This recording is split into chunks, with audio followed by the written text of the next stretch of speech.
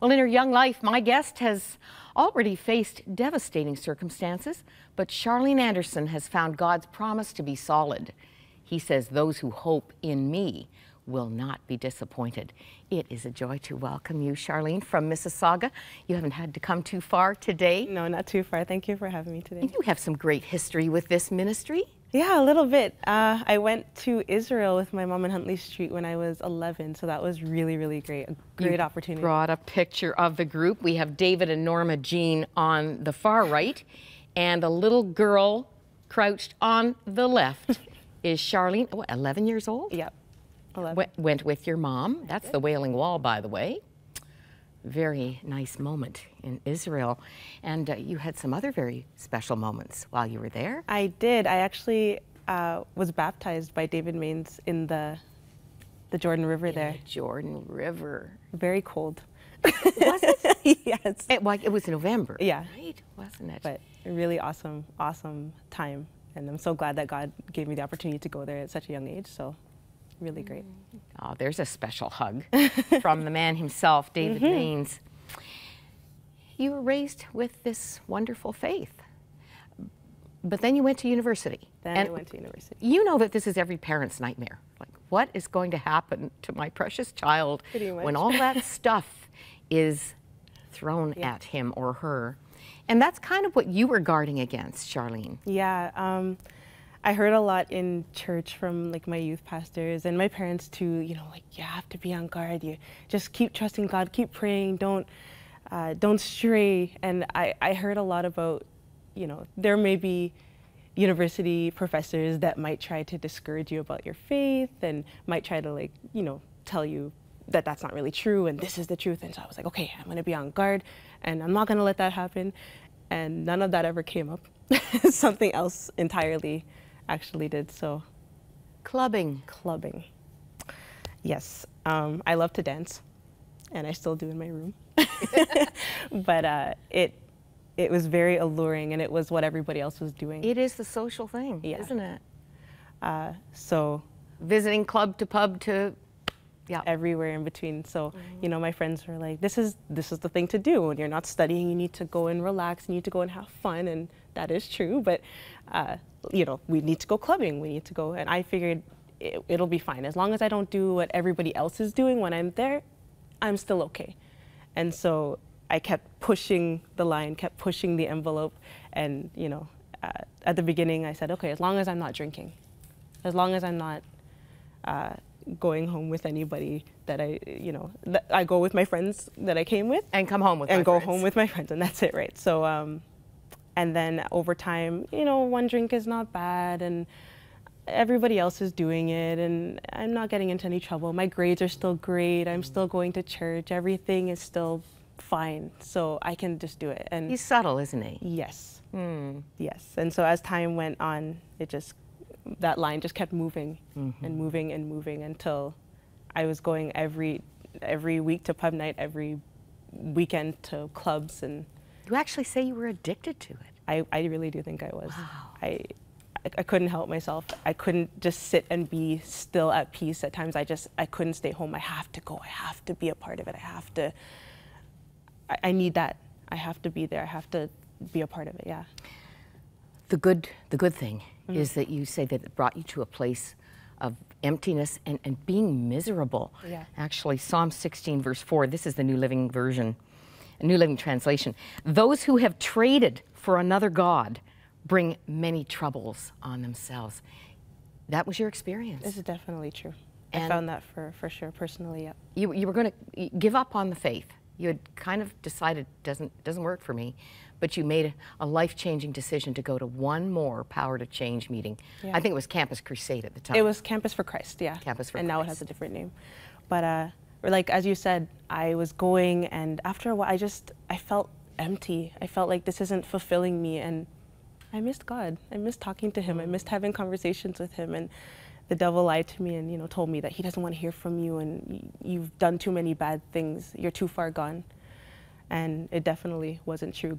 Thank God that he didn't give up on me and he kept pulling me back to himself. So that was really amazing. And I said to myself, you know what, maybe this Christian thing isn't for me. maybe my parents just raised me like that, and it's not actually my own personal faith. And so I said, you know, okay, I'll give this one last try. I'll go to that Campus for Christ meeting, and God just really encountered my heart. He helped me remember the love that I had for him and how much he still really loves me and how he wants to be in relationship with me and talk to me every day like we used to. So yeah, I broke down crying, and, you know, I said, you know, God, I miss you. I want to come back in relationship with you, and I want to be freed from this addiction to clubbing. And he definitely did. He definitely helped me. Oh, I hope that encourages every parent's heart and everyone who might be in that place where the enemy is trying to convince them that they're too far gone. No, no, no. It's a love that never lets you go. Yep. Oh, we have just a few minutes, and your story is so full of the goodness of God. You wanted to be a psychotherapist. That didn't happen. You didn't get in. That was devastating to you. But God had another plan. He did. And tell us quickly. Okay. Yes, I wanted to be a physiotherapist, and it didn't work out, didn't get into the school, and both of my parents actually are cancer survivors. So God has brought them through that. It was really awesome. And I found out about this program called radiation therapy, and it's treating cancer patients with radiation. And I was just drawn to it immediately. And God just led me one step after another into that program. Now, you had another big detour in that you had to take an absence of a few months, some challenges in your studies. You graduated a year late, but what did that facilitate? I actually now have a job because I was able to, because of that year off, get a placement at the hospital I'm at now. The Credit Valley Hilton is what we call it because it's such a gorgeous hospital. It's really and that's so wonderful. Yeah. And how we met you is very precious too, because dear Johanna Webster, who's been in our guesting department for 30 years, has come through a cancer journey herself. Yeah. She is cancer-free, but in the process, she had a visit with you. Yes, it was such a blessing to meet Johanna. It was so great to see her every day and see the light of Jesus just shining through her. I noticed it right away, and then God just made it happen. We started talking about him, and the rest is history. And this is truly is a ministry. Everyone who comes to you has a cancer diagnosis. Everybody. And I would think most are fearful, their future is uncertain, and there you are. And I know people ask you, oh, do you get depressed? You're dealing with such an ominous potential every day. What do you tell them? Well, I personally still think that God is in the midst. Even though it seems hopeless, there is hope and there's light in Jesus Christ. And the fact that he's allowed me to be there to shine some of that light to these people that seem so hopeless and afraid and a little of darkness, it can just be a little light to their day every single day. So it's really a blessing. I'm going to call a proud mama. Dad's here too, but he's going to cheer from over there.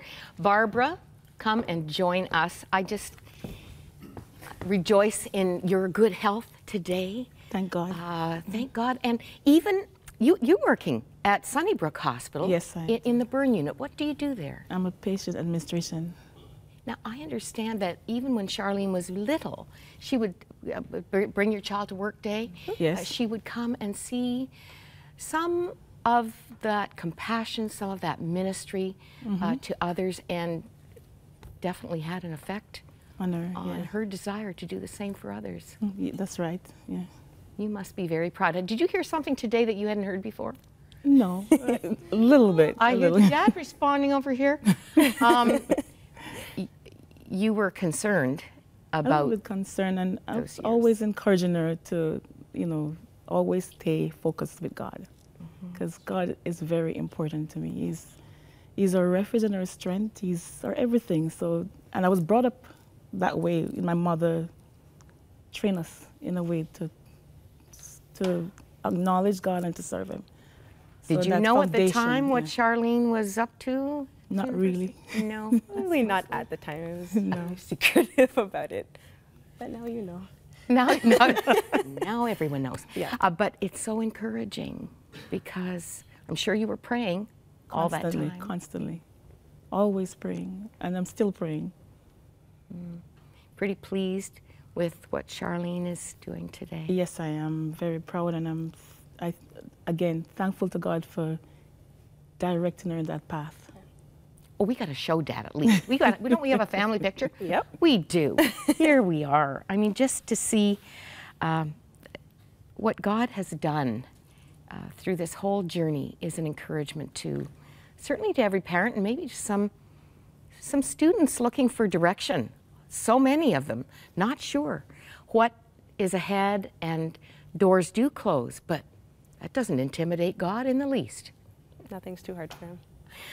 Thank you so much, all of you, for coming. Dad too fits over here in the wings. Ecclesiastes 3:11 on my heart today. He has made everything beautiful in its time. Don't know where you are in the journey. You might be in that place of fog, or a place of compromising your faith and feeling like you've just blown it. Don't listen to Satan.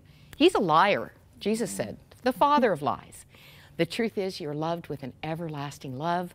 God's mercies are new every morning. He has a plan for you that is good, pleasing, and perfect, and you can get back on track right now. Why not call our prayer line and let one of our wonderful prayer partners encourage you today and just bring you back to that place of full blessing in the one who knows you better than you know yourself, and is well able to bring you into his best. Thank you, girls. God bless you. And you.